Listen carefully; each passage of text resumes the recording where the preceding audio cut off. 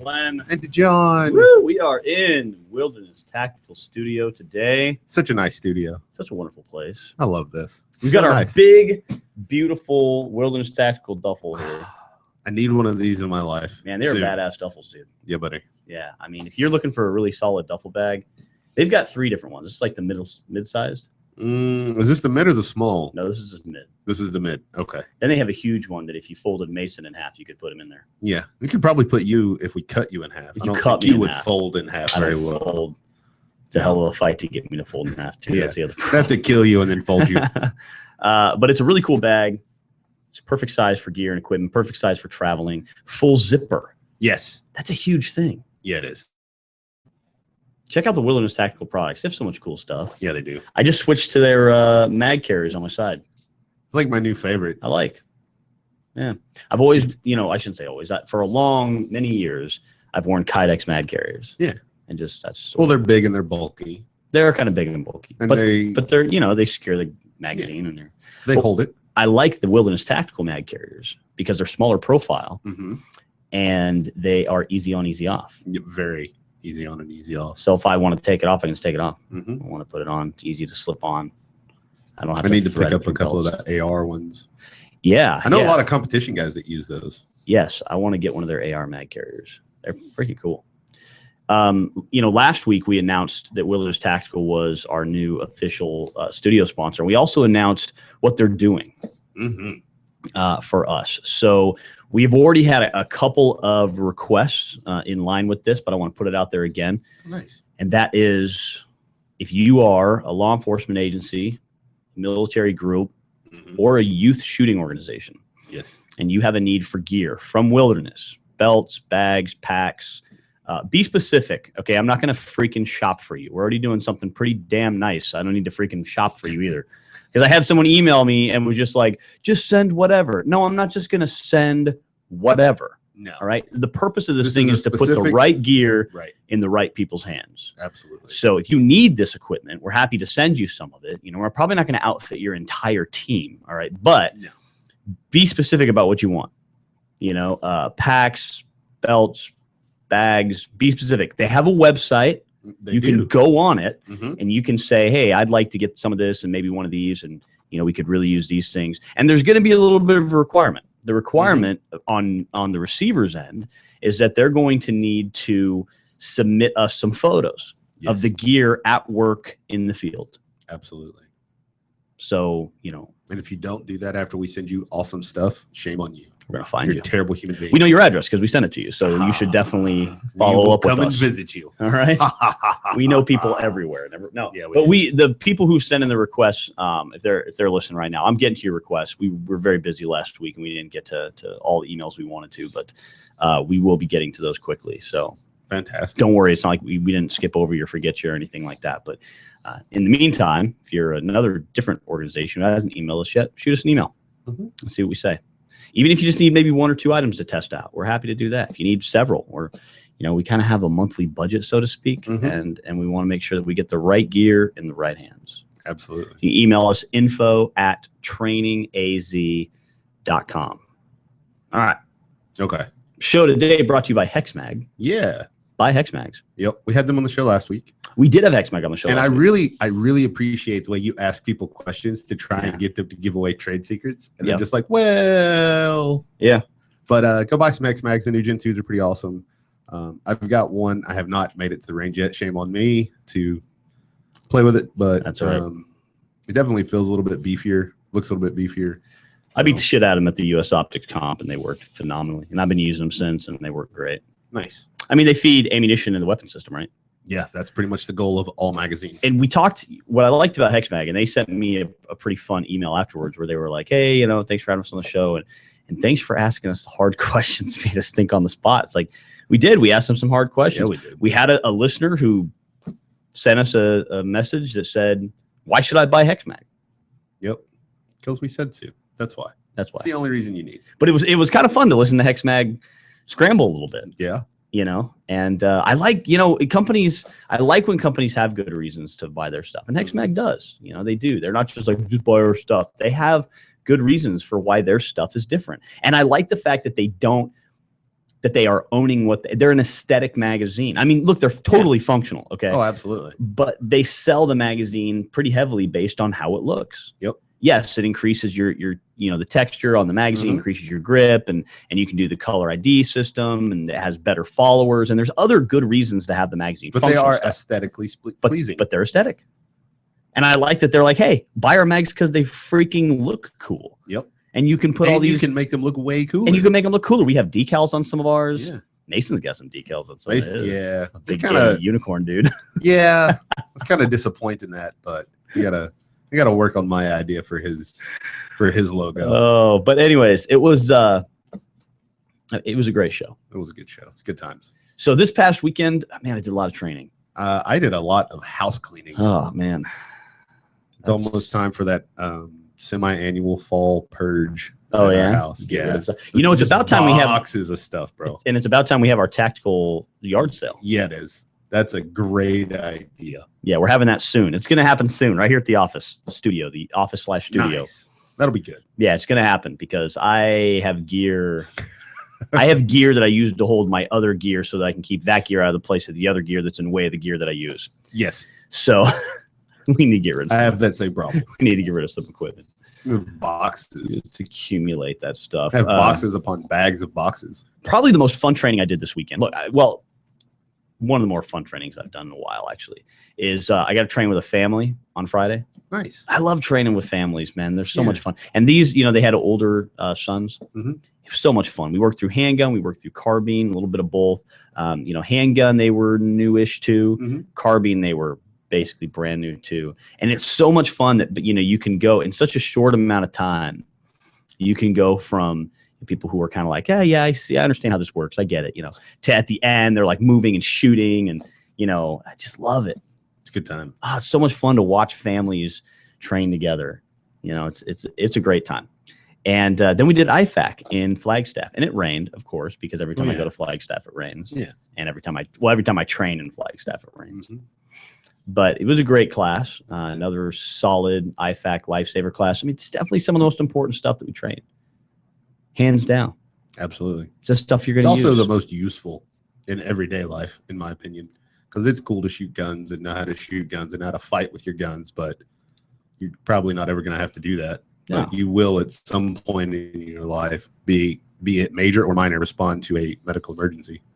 Well, and it's interesting too, because I'll show people that I sometimes carry like a med kit, around my ankle, or we talk about carrying med kits in our trucks. And I'll be like, yeah, I got a med kit that I carry on me, and I got a med kit I carry in my truck, and one I carry in my range bag. In my house, I've gone upstairs. Oh my God, you're so super paranoid. And people are like, you're so paranoid. Meanwhile, these are usually the same people who are like, I carry my gun, and I got my backup gun, and I got my I got 3 flashlights and 2 pocket knives. 2 is 1 and 1 is none. And a set of knucks. Yeah, and it's like, dude. Jesus, bro. You could probably never use that stuff in your whole life. Ever. But, I mean, look, again, we're obviously advocates of carrying firearms. We're doing it right now.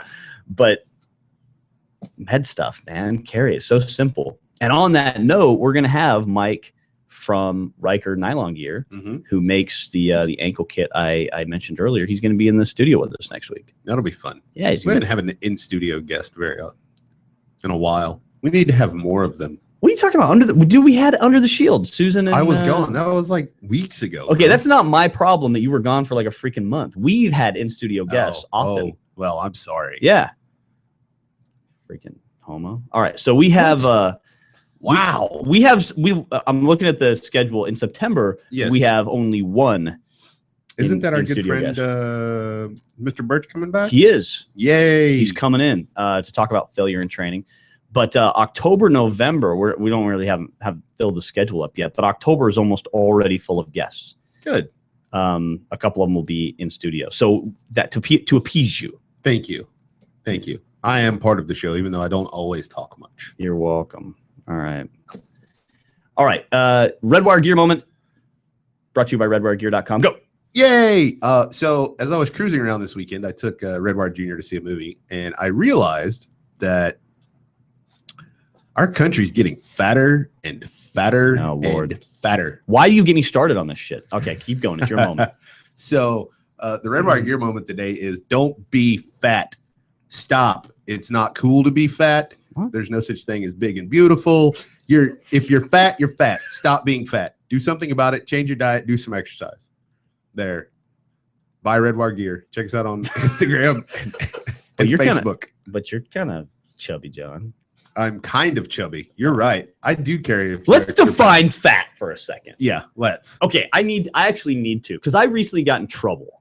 Yeah, by my wife. Yeah, okay? I remember this. Yes, because my kids start calling. No, he didn't call his wife fat. Oh no, my wife. Because he would no longer be with us. My wife is the furthest thing from fat. She's 130 pounds, 5'4" or whatever. She's not a very big person, but no, not at all. However, she has some family members, and so do I, who are on the plump side. Now, on my family, I would say they're more like husky. Okay, I got a couple family members that are built like my father. All right, but they're not dudes, and so that's the problem. Right. Yeah. And so, but they're just husky gals, right? Right. Large of frame. But then you've got like on my wife's side, she's got like slugs. Big old family members, slugs, big ones, and I have a little bit of like a built up inside of me. Just a little? Are you sure? For people who are just look, it's not about being like chubby or husky or hefty or I don't care about any of that. That's fine, great. We all go through phases in our life of that's whatever. I've been going through a phase for like 10 years now. Yeah, I'm a little chubby. Going for a phase you were about 3 years old. Yeah, something like that. So whatever, right? You got a little extra weight. That's not the problem. That's not what we're talking about. We're talking about like this. If your circumference rascally fat. And when I mean rascally fat, I mean you need a motorized vehicle to haul your carcass around. I have a new theory on this. All right. If your circumference is the same as your height, you are wrong. You're wrong. You should be around 50%. Like if you can't run up a flight of stairs, you need to reevaluate your situation. Unless there are medical conditions. Okay. Yes. Okay. Granted. Right. Because we're not talking about that. We're talking about weight-based only. Yeah. Obviously, like, if you can't walk up a set of stairs without breathing heavy, you should probably reevaluate what's going on in your life. It's so important, man. Yeah. Fitness is so important. Mm-hmm. You can't do shit if you are freaking out of shape. Nope. You can't play with your kids. You can't enjoy all the wonderful outdoors. You can't fight. If you are super duper fat and you think a gun's going to save your life, you better pray to God that someone like me and John are not your opponent, because we'll freaking wreck you. Yep. Like I'm dead serious, man. So here's my people who are like super huge, like, oh, I'll just use my gun to defend myself. But all they have are Cheetos and snacks to steal, so it's not. All I'll do is, they can't medically take care of themselves, and I mean like an emergency.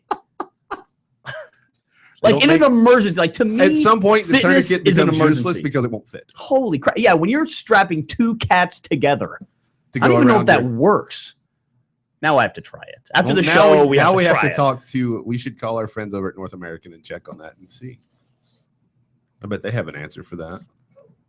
Look, don't be fat. I hope we aren't like offending people or whatever. Yeah, right.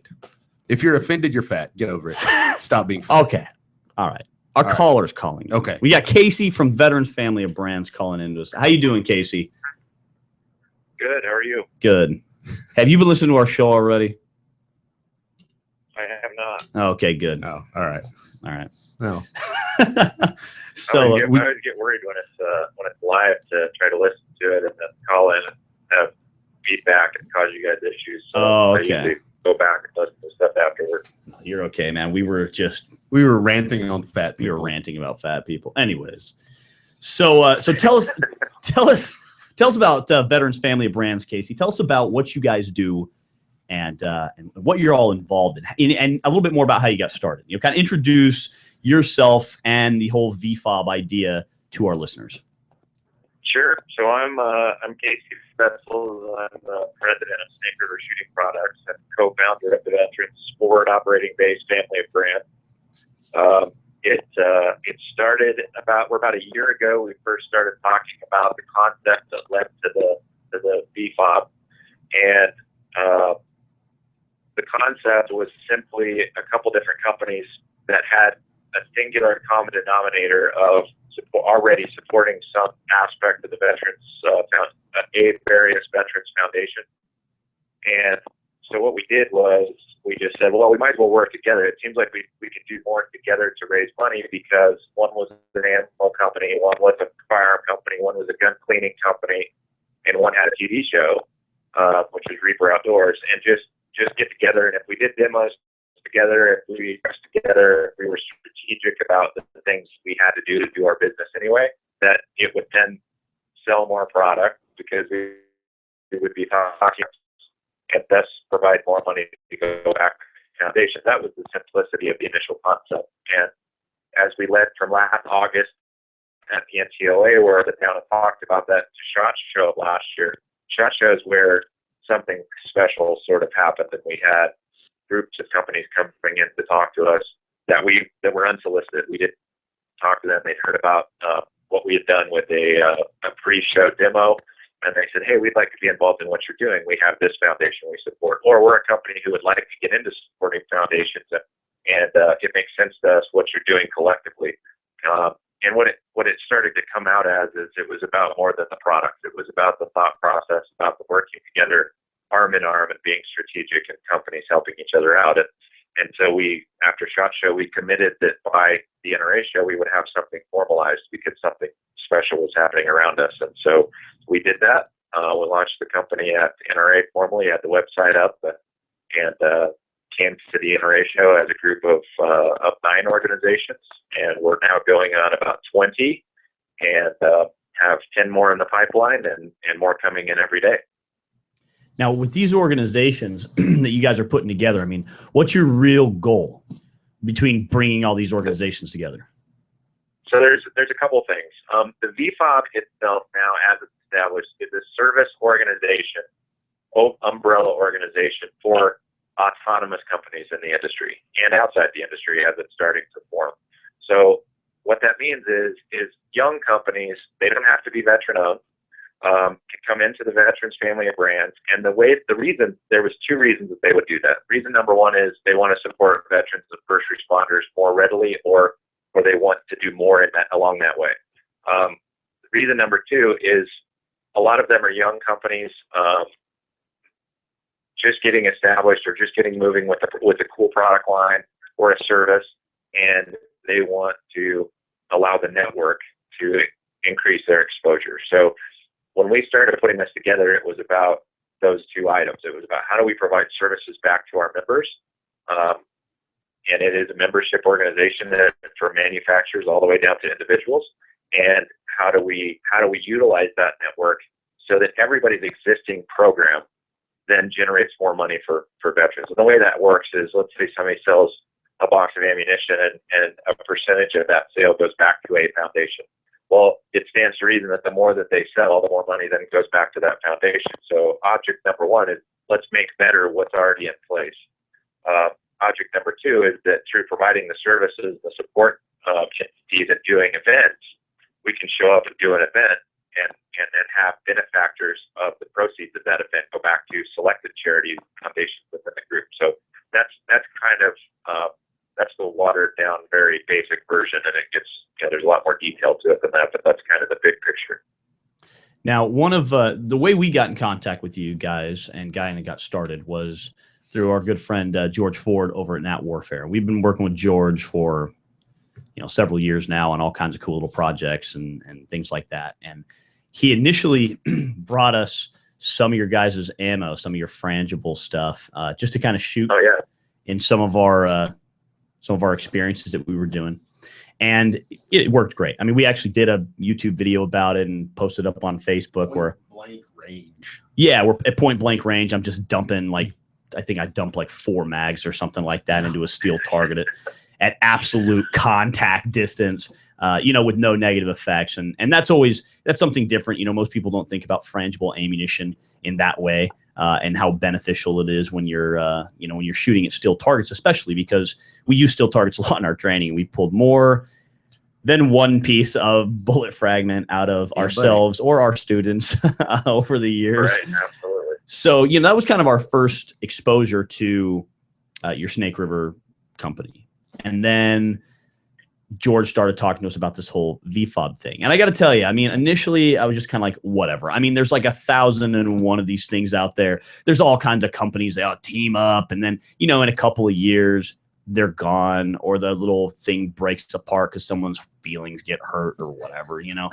And so the thing that's impressed me though about your guys' group, and the reason I decided to join the group, was because one, everything great that George says about it, but two, all the awesome stuff you guys do together. You know, you're not just like a group of companies that are all selling a bunch of stuff. Like, you do awesome events. So tell us a little bit more about some of the events you guys do. Yeah, you bet. The events thing, it was kind of interesting because initially, as we sat down, and the value of this and the reason it's working, I believe, is the people involved. It doesn't matter about the products. There's lots of great products in the industry, and we are really proud of our products. The frangible ammo from the Team Never Quit line with Marcus, obviously, we're super proud of that, and that's our flagship product. But on my side, for my company, and George with his targets are just awesome, super cool stuff. I know you've seen them, so you get that. But it's not about the product. That's not what is ever going to make this work. It obviously helps. It's an add-on, but it's the people involved. Guys like George, you know, we put George right on the board because George's heart for service and helping other people, and just being an all-around great guy and being in for whatever it takes to do what he can for everybody else and make things successful is the attitude that's going to make it successful. So we launched this thing with the concept of doing two major events a year, a charity-focused event and a dealer-distributor show. So the dealer-distributor show obviously focuses on getting those products to market because that's what runs the engine, is the products going out to the consumer. The consumers are supporting by nature of buying the product, and so on and so forth, under the tagline of what if every time you bought a product you were supporting a veteran. And that was really what we led into this with. And I can't take credit for that line. It actually came from a guy by the name of Jason Howerton, who works for the Blaze, who ran into us at Chicago and sat there and he said, you know what this is? This is, you know, what if, not if what every time you buy a shooting product or an outdoor product, it's what if every time you bought a product? Because there's people out there that are supporting vets all over the place. And in our simple logic was, how do we do more of that together? So on the event side, we planned those two major events. Well, we just had our charity event, which was the first one because we had SHOT Show. And then we had we did have a quick dealer distributor test event that was on a small scale. We have a much larger scale one coming down the road around SHOT Show. The charity event was in Montana, in the Flathead Valley in Big Fork. We had 48 vendors there, so we had a dedicated line of the VFOB companies, and we invited everybody in the area that's tied into the industry to be part of this for nothing. This first year, there may be some fees for them down the road, but for nothing this first year, just to say, just because it blew their mind that they were even invited to something with competing companies at no cost. They couldn't really wrap their head around it. What has happened since that event is we've now got events booked for people wanting to host events, whether they be our range customers, our dealer customers, our other VFOB partners in their location. We've got one every single month from now through February already on the calendar. So what that looks like is everybody comes together. As many of the companies as can be there. If a company can't be there, we still make sure their products are represented, which is just outside the realm of the way that the thing usually works. Right. Nobody's going to represent a potential competitor's product, especially if the person isn't there to drive it. So again, it takes the people involved to make it successful because it's a thought process that goes against the way the industry works or the way American business works these days. So we try to bring in crowd draw folks that support vets to the event. So at the Montana charity event, we had Jana Waller from Schoolbound and obviously with a very successful outdoor channel TV show, Laramie Sasquatch Miller, Tom and Olivia Opry, Jack Hannon, the Jungle Guy. He's not even a shooter and a hunter, but he's a conservationist, but he's a huge supporter of veterans. And he showed up and was part of that. So we had our 48 donors. We had a dinner at the Flathead Lake Lodge, and we had two different ranges doing events on that given day, and people were just having fun shooting George's targets and testing out frangible ammo at obscenely close range on steel, and that was a charity event. So now the next event, we're actually opening a VFOB Pro Shop at the Axis and Tactical dealership location in Minden, Nevada over Labor Day weekend. And we have Marcus Luttrell coming in and Craig Sawman Sawyer coming in, and and other folks too. The list just continues to get added on to, and all the VFOB companies will be there. We'll again invite the locals that have businesses in the area to be part of that, and we're going to be shooting targets with airsoft on the first day, and we're going to go to the range and shoot with live ammo on the second day, and just have a whole lot of fun. And it'll benefit. The two benefactors of this event will be the Matthew Axelson Foundation and the Reboot program, which is part of the Boot campaign and focuses on brain injuries. So yeah, it's just and it just keeps propagating itself. So it's the needle's moving very quickly. You know, when you have named your group there, the Veteran Family of Brands, or VFOB, it's the family part of your kind of business plan that really intrigues me. You know, it's you guys really act more like a family than just a group of companies. I mean, like I said, I've seen a lot of companies get together. You know, I've even done the same thing over the years with my own company, you know, where I've gotten together with other companies and we've done events together, or we've done this or that, but everyone's kind of still in it for themselves, you know, whereas what you guys really have there is just like you said. I mean, if someone can't make it, you still have their products there. And that's pretty amazing to me. So talk to us a little bit about, to you, where did this idea of family kind of come from, and what does it really mean to kind of be a family in business? Well, for the starting group of people here, it was actually really easy. It was a natural gravitation for us because it was made up of veterans or Gold Star families was the first initial group. That was Axelson Tactical, SEAL 1, Dwight Settle, the former team guy, Reaper Outdoors, Ron was a team guy. My company, Snake River Shooting Products, the Team Never Quit Ammo, that was, I was an Air Force guy.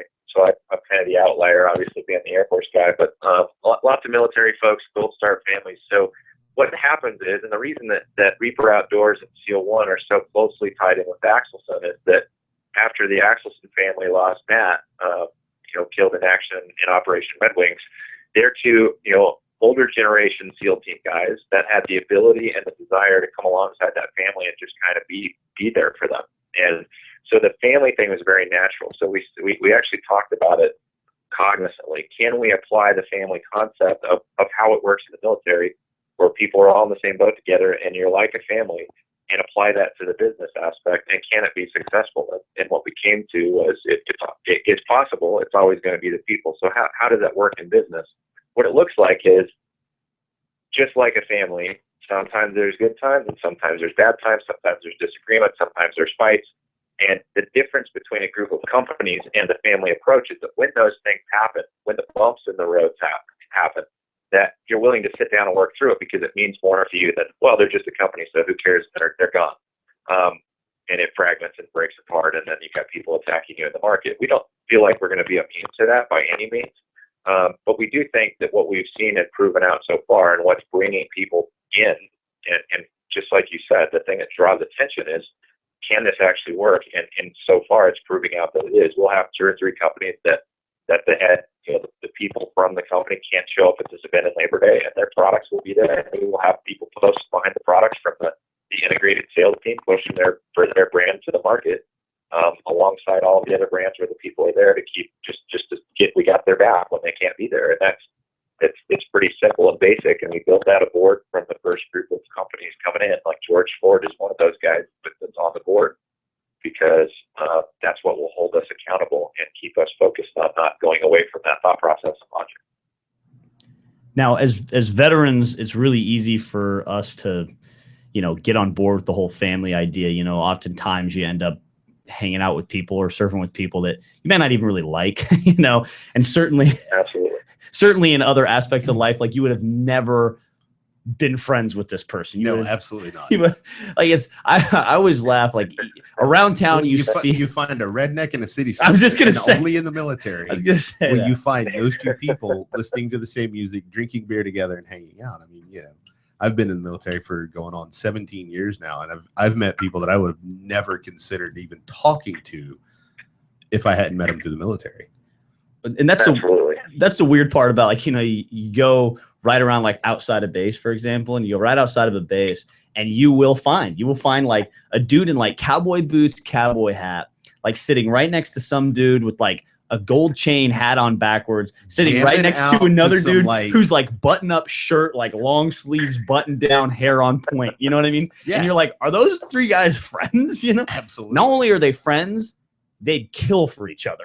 Yep. They'd die for each other. Like, Yep. holy cow, that's a mentality that most people just can't get on board with because they've never really experienced that. So what I really like about, you know, what you guys have going on is you've done that, because originally you guys started with a lot of team guys, you know, and you have my condolences, by the way, Casey, being an Air Force guy amongst a whole bunch of team guys. Oh my gosh, That's all right. Can only imagine is your sadness. Well, I've been used to being picked on since the end of the service as an Air Force guy. It's just a matter of the way of life. So, right. You just get used to it, and you know, we always have our comebacks. When you guys get in trouble, who do you call to come bail you out? You know, those kinds of things. That's right. That's right. It's really fun, and you know, to really solidify that family bond, and exactly what you guys are talking about is just like brothers at home. You'll fight like mad when you're hanging out at home with your brother. But if you're out in a neighborhood and you got a kid picking on your brother, I mean, it's all hands on deck. You got your brother's back, and that's exactly how the military services work. And in some instances, it's how we work inter-service as well within our services. You know, you may fight and argue in the team planning room, but when it's time to go out and do your op, it's you know, everybody's on point, and you're going to die for the guy next to you. It doesn't matter who he is, what his background is, what the color of his skin is, what he believes in. It doesn't matter. So bringing that to business is actually natural for us, and has been so far. And we have people that are not veterans that just get it. They just understand it. They want to be part of it. They want to serve in some way, and this is a way for them to do that. So yeah, it's been fantastic.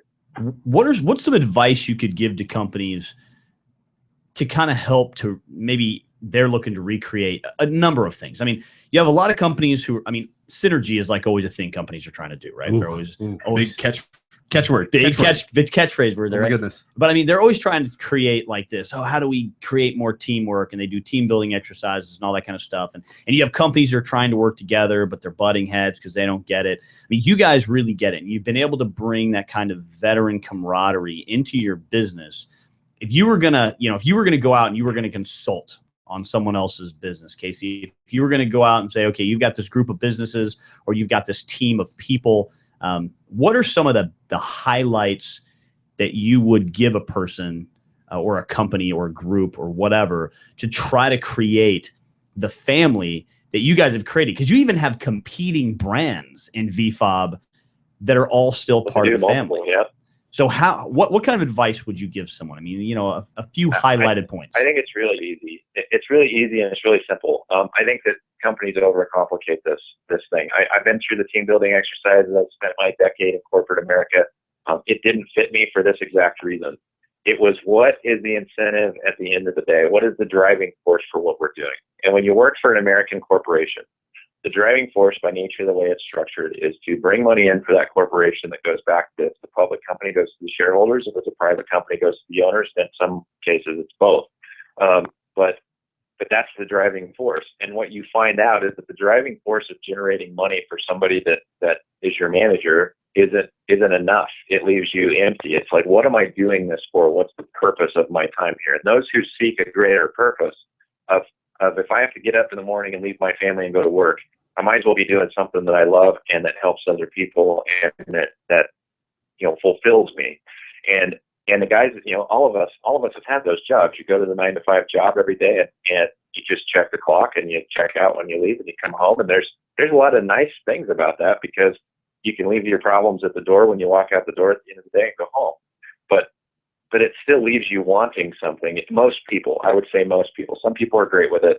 I think that those people are wasting their talents and their capabilities because they have more to give. All of those people have more to give. And the companies they inherently know that they don't have it built into their system. They inherently know that they want it, that they would love to see their team come to work ready to go to battle for that company every day, that they wear their company on their sleeve, that they're proud of it. It's attached into their livelihood. And in the military, you guys know this, there's people that have their insignia tattooed on their chest. Literally, the guys that are pilots or Navy SEALs or whatever, when they put the wings on their chest, they pound those needles right into their chest muscle. it means that much to them. They're ready to die for it. That is not the same feeling in corporate America. So we have said, how do we do that? Well, just me selling ammo every day. Yeah, that's great. I have a lot of fun with it. I love ammo. But if I wasn't generating something for a greater purpose to give back to those who have served us, it still would be just the same as going to a 9-to-5 job. And so that's the culture that we want to build in. Say, it's not about us. It's got to be bigger than us, or it's not ever going to carry that meeting. And it's really tough to be honest for a corporate company, just by nature of the way they're structured to do it. They don't have the incentive built into the right location. So now I'm sure you're familiar with like Maslow's hierarchy of needs, right? Yes. Okay. So like corporate America uses that all the time to team build, right? They're basing on that kind of flow from the bottom of the triangle up. And the idea is we start, okay, if all you're doing is serving your person's, most fundamental needs of just, feeding themselves, then, that person's only gonna be so loyal. And then it continues up. And at the very peak is that whole idea of belonging, right? That family idea. But they've actually revamped that. Have you seen the new version of it? I haven't. So the new version of it is at the top of the peak is now something they call transcendence. And transcendence is where you're now giving back to the community, or you're giving back to whatever. Now, while all that kind of stuff, like unfortunately so many really great ideas just get to beat to death and manipulated and not really identified with properly, I kind of, for most corporate people, who, especially people who might be listening who aren't, veterans, or they're corporate folks, they're going, wow, how do I create that in my own business or my own job? I think that's kind of the whole idea, is that if you've never served anything greater than yourself, if you've never really been willing to die for something, and people go like, oh, look, my family, like I die. That's cute. I die for my kids, or I die for my wife, or whatever. I would hope so. But that's kind of a natural thing. Yeah, but those people have never really been put in that position. No. It's easy to say. You know what I mean? It's easy to say stuff. Things. So for that kind of idea, this following this kind of Maslow hierarchy of needs thing really goes in line with what you're talking about, and it gives people something they can kind of identify with, because that's something you can Google that, you can look it up, and you can see a visual representation of it. But what you're talking about is, at the end of the day, you've got to have something more than a paycheck. You've got to have something more than just selling a product or a service. You really have to be serving something better than yourself. Yeah, I believe that at my core for a lot of years, that even if you're not getting it done at work, in your life, you've got to have that service piece built in. And I didn't know what led me to the military beyond wanting to fly initially, and I ended up not flying. I did to go through part of pilot training, but I ended up in the business side of the Air Force. I ended up not going overseas. I ended up not being forward deployed. I ended up not being put in harm's way. Just the way everything kind of played out. And I kind of left the military on a buyout because they were cutting in strength. Congress was cutting in strength, and they basically said, we can give you money and you can leave, or you could take your chances of probably get axed at some point in the near future because we're cutting your career field. And so I left there going, actually, with a tremendous volume of guilt.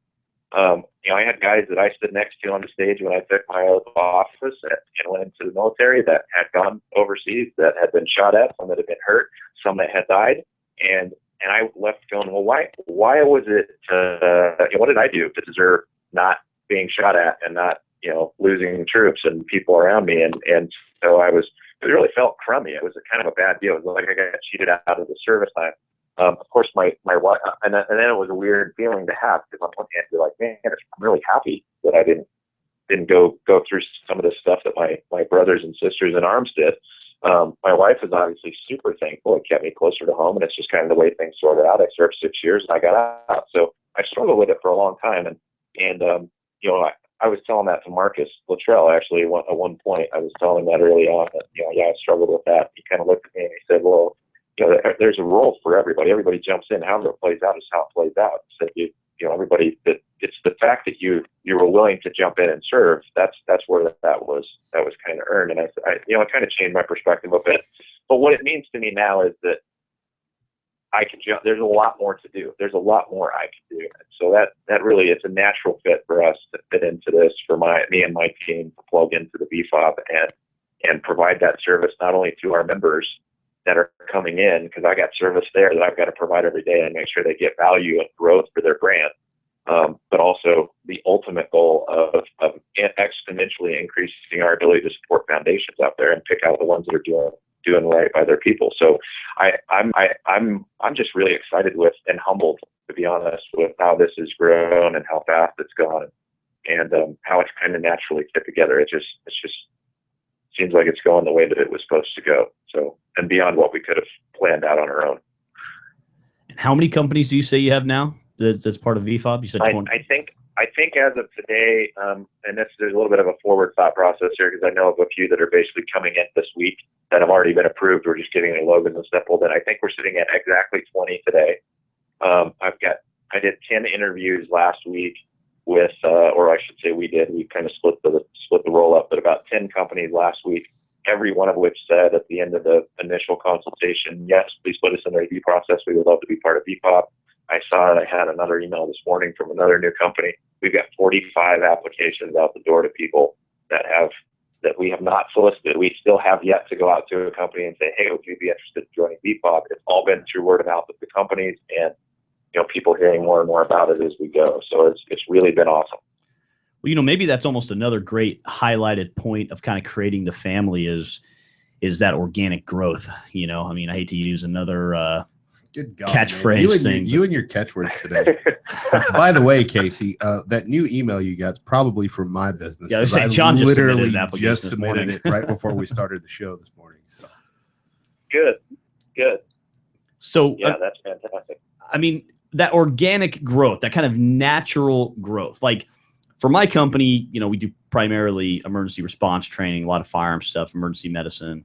And I've never put out a want ad for an instructor ever. We have 9 instructors who work for the company. I've never put out like a help wanted thing. They've all just come to the organization through one way, shape, or form. Each one of them has a little bit of a different way that they came. And I found that that's the best way. I don't have to sort through a bunch of nonsense. Right. And I think maybe that's another good point. If you look at the companies already, I mean, I was on the website taking a look at some of the companies last night, and wow, I mean, there's some really awesome companies that you guys are involved with. Never solicit any of them because they just said this is something. It's been through word of mouth, like just like you heard from George. That we're so fired up and excited about the way it's going. We're talking about it literally all the time. And I had 2 phone calls last week that were not VFOB phone calls. They were other phone calls. I was talking to somebody about brass I needed for ammo, and I was talking to somebody about like a affiliate program system for our brand and a couple of different things just on the business side. Well, it kind of gets into, hey, well, what do you have going on? And tell me about yourself. And you end up with talking about VFOB, and that eventually the whole conversation heads that way. And pretty soon you've got, well, I'm affiliated with 4 or 5 different companies that may have an interest in this. And I was like, okay, cool, man. Let's talk about it, and we'll get you the info. And you can, if it looks like a fit for you, then let's talk about it. And just because you want in doesn't mean you'll get in. It's got there's a review process, and we take that seriously. And yeah, the organic aspect, and I use that word too. I mean, it is a buzzword. It comes out of business school, those kinds of goofy things, but it is legit. It's legit that if the right people are part of the team, when they naturally gravitate towards what you're doing. If you didn't go out and force something that wasn't natural, then it carries so much more weight.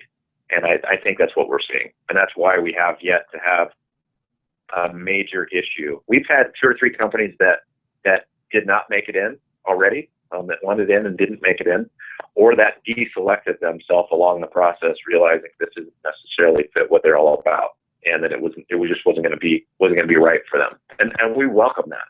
We welcome the deselection, because it's the team guys will tell you that, well, that's what actually happens when somebody doesn't make it into the Navy SEAL. They've actually deselected themselves. Nobody's kicked them out and told them they couldn't be in. They've made the decision that it was for them. And that's what leaves the strongest of that particular group standing at the end. And that's, so we've tried to set up a review process that allows for a deselection process for those to go, yeah, this just isn't for me. And so far, we're very, very, very. We are at 90 days since we launched the VFOB officially. And 90 days is all. And so I always like to throw it out there for perspective, because it really blows our minds as well that it's been such a short period of time. Now, you guys also have a membership program for, people who don't want to be or can't be or don't whatever, from the business side, can just be involved individually. And individually, they help not only support all the veteran stuff that you guys are doing, but they also get discount opportunities from the companies that you guys are involved with. And that is your guys' lifetime membership, of which you only have, you're selling 1,000, right? And that's it. Yeah. So the way the individual membership, the reason we went that way was to allow people. We had a lot of individuals that surround us that just support what we do, or they support one of the companies, or they're just good friends of ours. Some are military, some are non-military type folks, and they said, how can we help? How can we help? How can we help? And we ended up creating this individual membership thing, a lot like USCCA has, or the NRA has, for example. And what you're saying when you buy into those memberships is you support the values they're a part of, and you're a card-carrying member of that, and you stick it on your truck and you drive around and let everybody know. And so what we did is we put together a membership program. And initially we were going to do no lifetime memberships. The reason we were going to do no lifetimes is because they kind of get lost in the mix, and it's we want to do that. But we had people that were begging us for that option. And so the compromise we finally came up to was, we'll do 1,000 of them, and that's all we'll ever do. We'll number the coins 1 through 1,000, and those 1,000 people get a numbered coin, and forever they get that coin that says, I'm a lifetime member of the Veterans Family of Brands. And they're really helping us on the Kickstarter side. We've had to take no money, we've taken no investment, we've taken no loans out against the VFOB mission. It is a for-profit company that supports nonprofits, and we're for-profit for a couple of reasons. We're for-profit because we want to be able to lobby on behalf of veterans, go after the VA problems, or things that crop up that are attacking veterans. We want to have the ability to have a voice in that legally. And then also, if there's a surplus at the end of the year, which if this goes the way it's supposed to, we expect to have a significant surplus, we can just pick some foundations, write checks to them, and send them out. And we think that's a bigger impact than being a nonprofit and having that be expected. So on the individual side, those folks are really helping launch this thing and jump in and be lifetime supporters of what we're doing. And so, yeah, it's only 1,000 lifetime memberships ever. They're $250. They're about the cheapest lifetime membership out there that we know about. They get a grunt style VFOB t-shirt, they get a numbered coin, they get a sticker for their vehicle, they get a lapel pin for when they go to shows, because everybody's big on lapel pins at shows. I've never got into that, but a lot of people are. And then they get a 10% discount out of the VFOB store, which is on the website, veteransfob.com, under shop. It's being built in as we speak. First few brands are on there. 10% for life. And then they get entered. As soon as we sell the 1,000th membership, we're going to draw one of those 1,000 people for a prize pack made up of VFOB products that right now is valued at $3,000. And we'll keep adding something from every company through that process as we go. So they're going to get a hell of a prize. So basically $250 for a raffle ticket is one way to look at it. If they buy an Axelson rifle, they're going to get their $250 back in a discount first thing, because of the value of those rifles. I mean, those are just easy ways to wrap it around their head that it's worth doing. And that's an exclusive thing for the lifetimers. Then there's 2 annual membership options. There's a coin, with coin and without coin. All the other things I said as far as the product, they get the t-shirt, they get the sticker, they get the lapel pins. They all get that also. Their coin is not numbered. If they're a 4 coin, it's just a general coin. And then there'll be things that we send out annually to those members as they renew their memberships and come in. So that process is actually going really well, because we haven't we've promoted that really on only the front end. We haven't really jumped in and started hammering that out yet, and we're averaging about 2 memberships a day right now. So it's moving right along. So how many memberships are you at right now out of your 1,000? I think we're over 100. I think we're over the first 100 already. And with this event coming up on Labor Day at Axelson's, we expect several thousand people there, and we expect that most of those memberships will sell at that event. So people coming to that event on Labor Day, if they show up wearing their shirt or buy their membership on the way in, we've got a stack of gifts that we're just going to pick people at random that are wearing the shirts and hand them out to them. So that's just a way to help get the get the word out on what the membership is, what it's about, and how that works. But they're pretty cool. Right on, right on. I want to say something about the shirts, because I did get my shirt in the mail, and I like that you can choose what design you want, because often, like, you know, someone sends you a shirt and it's like super duper tactical, guns all over it and everything. That's not really my style. I don't like to wear that kind of stuff out in public. Right. But VFOB's got this cool, you know, kind of design that still allows you to show your, you know, your kind of respect for VFOB without having, you know, giant veteran thing posted all over the place and guns all over the shirt and all that. So I like the designs you guys Sure. did. They're very cool. Yeah, cool. So, and anything else you want to talk about with Veterans Family of Brands? We got about 5 minutes for you. Let's see. We could probably cover some of the events. We got the Labor Day event in Minden, Nevada, at the Axon location. Anybody that's listening, even where you're at, I know that's within striking distance for a Labor Day weekend. If people wanted to get up there and check it out, Marcus will be there. Sawman will be there. We may end up having Morgan Luttrell out too. He's trying to work his schedule out to be there because of he's the guy running the show at the Rebooted program. It'd be awesome if he can make it out there too. We'll have all the products, lots of activities, events. One of the big features there will be the 22 Connection is one of our VFOB family members. They do concealed carry fashion shows. Mm. And so for guys and girls both, they basically grab people from the crowd early on. They put them up on stage, say, how do you carry? What do you use to carry? Why do you carry that way? What are the pros and cons with that? Just to increase the awareness of those options for people. It falls heavy on the female side because their challenges with the clothing options that females have make that more challenging for, you know, belts and belt loops and stuff. The guys have options. If they carry in a bag, what are the pros and cons for that? So that's a really cool event. That's basically a brand new idea and is being plugged into to the VFOB events that we do. And it gives people something to do while they're standing in line waiting to get their autograph signed by Marcus. So we have that event coming up. The October event is actually at a range, the San Joaquin Rifle and Pistol Club, out of just outside of Stockton, California. There's a gal there that runs a 20-acre range. It's really a fantastic space. She's going to open a VFOB pro shop and has invited us out to run an event at her place for a couple of days. So we'll be out at her range the 22nd and 23rd of October. And then November, we're still finalizing. Just before Thanksgiving or between Thanksgiving and Christmas, we'll be out in Clarksville, Tennessee at Tactical Edge Arms in their storefront. They're right outside of Fort Campbell. And we'll be doing kind of our show there in their parking lot and in their store. It'll be a little bit different feel because it won't have the range component unless we figure something out. There is a range on the way to Nashville that we may get to pick up. And then we have a dealer and distributor show. Our big event for that is January, the 2 days previous to SHOT Show.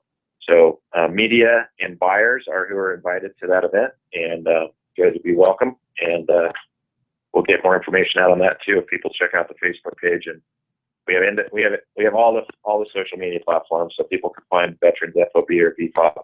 And then we have an offer up division as well that has some separate pages. So lots and lots and lots of stuff going on. We've just barely scratched the surface of all the things going on with VFOB, but hope to have people look it up and check it out, veteransfob.com, and ask questions if they've got questions. And yeah, I think that's pretty much the gist of it, guys. Awesome, man. Well, we really appreciate it, Casey. Thank you so much for coming on and talking with us about VFOB and talking with us about family and kind of how you guys have built your business. I really respect you guys have got going on. It's very, very cool. Thanks to you guys so much for the support already. You guys are already part of it, supporting the mission, and for taking the time to have us on today. And thanks to George for making that referral, and hope to have future conversations with you guys and see you at some of our events coming up. All right, man. Sounds good. Thanks, Casey. Have a good day, man. Yep. See you guys. Bye. All right. So VFOB. I'm excited now. It's cool, man. You know, honestly, man, I went and I bought a lifetime membership because George is one of my close friends, and George said, you should do this. Yeah. And so I was like, okay, whatever. I trust you, George. So I went and did it without like really getting that involved with VFOB. Nice. But I knew that he was involved with them, and it was great. And George has been, you know, friends with us for so long. And then I actually started looking into it. Yeah. You know, and then we made the contact with Casey and started talking to him more about things. And I'm like, damn, this is a cool organization to be involved with. I may actually just go do my lifetime after the show. Might as well. Dude, it's for $250. I think it is one of the best memberships that you can buy because your money is going to go to a good cause. Yep. And you get to be involved with a great organization. Mm-hmm. The brands are just going to continue to expand. So there's going to be more opportunities to be involved with those. There's all kinds of cool events that they put on all over the country. So it's not like it's centralized where this is like an East Coast thing or a West Coast thing or a, middle of the road kind of deal. I highly recommend people just go out and get involved with the Veterans Family of Brands. It's a cool thing. And you can get an annual membership. You don't have to do the lifetime thing. But go check it out, man. It's a cool group. Super cool group. And that family idea, I just love it. Yeah, buddy. It's all about the culture. It's all about the right culture. Yeah. People have tried to create it in business. I've watched people try. I've watched people fail. I've certainly been involved in some of that kind of stuff, with working for other companies where it was just like, dude, you just don't get it. You just don't get how to make people want to be here. It's got to be more than a paycheck. Your job has got to be more than a paycheck. Anyways. Word. All right. So, got a couple things to wrap up with here. My brain went blank for just a second. All right. Damn it. Well played, sir. Yeah. Remember, you can always bring us out to train with you. Host. Yes, please. Independence training. We love it. I would love to travel someday. We love to travel. We have a good time. In California next week. Next weekend. We'll be in Nebraska here coming up in a little while. Yeah. We have a good time, man. So, host us if you'd like to learn more. Shoot us an email, info@trainingaz.com, and you can bring us out and have a great time with us. And one of the most fun ones I ever did from Arms Room listeners was we went out to their property. They hosted a big thing for their family and friends, and there was 8 people or something. And we went out to their property a couple of days before and hunted with them. Yeah. And then we trained with them. And then we hunted with them more that night. And then we trained with them. And then we hunted more. And then we trained and we hunted more. Oh, I'm so cool. It was, I'm just saying, it was like hanging out with a big old group of friends. You know what I mean? It was super freaking cool, man. I'm glad you had fun. I don't know what to tell you, dude. And one of our fellow associates destroyed a coyote at 19 yards. No, that was a different training. That was a different one? That was a different event. But yes, Josh freaking. But Josh was with me in at the other event too. Can't imagine why I might be a little bit bitter about this. Apparently. Even Christmas. I'll tell you. Whatever. He's got cooler tattoos than you. I don't know what to say. Damn it. All right. So make sure that you check out all of our Facebook and Instagram and YouTube stuff for Independence Training, the Arms Room, and of course, Redwire Gear. Yeah, buddy. And be sure to visit our sponsors. Here's the deal to our listeners. Our sponsors keep the show on the air. A lot of people tell us like, oh, we love your show. Your show's great. It gives me something to, put on in the background while I'm working, or I listen to it on my daily commute, or, whatever it is, or, and plenty of people obviously aren't listening live. There's plenty of people who listen afterwards, but we get so much great feedback about how much people love our show. Mm-hmm. If you really love our show, go support our sponsors. Go support our sponsors. All of our sponsors. Wilderness Tactical and HexMag are really our 2 big sponsors. They keep the show going. Yes, sir. They really do. And certainly Redwire Gear and Independence Training. Those are our 2 companies. So support them as well as much as you can, because they're the ones that keep the show on the air. So remember that you also want to check out all the other shows that Heroes Media Group has going on. We're proud members of the Heroes Media Group, and they've got all kinds of shows. We're the best show, right? But there's other shows. Yeah, there's other shows if you want to learn about banking and mortgages, and if you follow the sports ball thing. If you want to know how many points it takes to make a touchdown or whatever, listen to the sports show. Wiffle football bats. Yeah. Wiffle ball. Yeah. Yeah. I think they cover some cricket from time to time. Rugby. Maybe some croquet. Yeah. Field hockey. Women's field hockey. Yeah. So make sure you check out all the other shows on Heroes Media Group, because there is a lot of really cool stuff. And they're not all veteran run, but a lot of them are. And the whole, organization is veteran run. So make sure that you check them out. Yep. And Heroes Media Group is on, all over the place. Just like we are on social media, they are the same. Yep. So make sure you check them out. And Instagram, Facebook, the whole bit. So look at the other shows that are out there, because there are some other cool ones. Mm-hmm. So, all right, next week we're going to have Mike from Riker Nylon Gear in the studio with us. Oh, okay. Aren't you excited? I'm so excited. Awesome. You have a guest. I met Mike several months ago, but anyhow. Mike is a great guy and super humble about his product, even though it's one of the coolest products. Yeah, no kidding, man. I've seen in a while. He's so humble about it, and it's great. He's a great guy. He's going to be in the studio next week talking with us about not just about his kit, but about the idea of practical kind of everyday carry. Mm-hmm. And why do we carry the things that we carry around?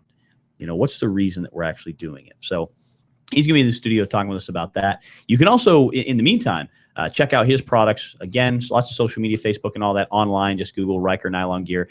And our good friend over at the Tactical Medic just started selling the AFAK from Riker, AFAK, the ankle first aid kit. I'm wearing one right now. What? I love them. They're great. I'm not, because I wear shorts a lot. Yeah. Them legs, though. All right, you guys. Until next time, stay aware, stay safe, and train hard. You've been listening to The Arms Room.